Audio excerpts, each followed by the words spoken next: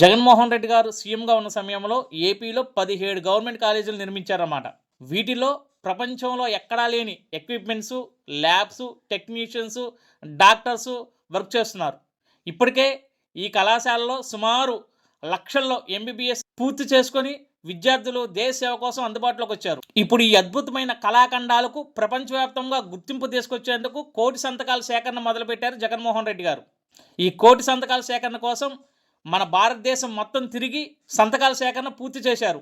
అసలు వాస్తవానికి ఈ సంతకాల సేకరణ ఎప్పుడో పూర్తి కావాల్సి ఉన్నా కొన్ని అనివార్య కారణాల వల్ల ఇప్పుడు పూర్తయింది.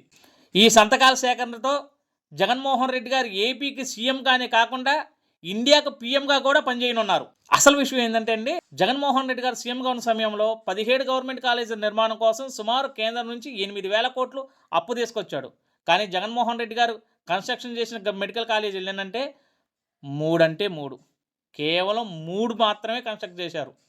మిగతా 15 ప్రజలకు వదిలేశారు, వాళ్ళే కట్టుకుంటారు.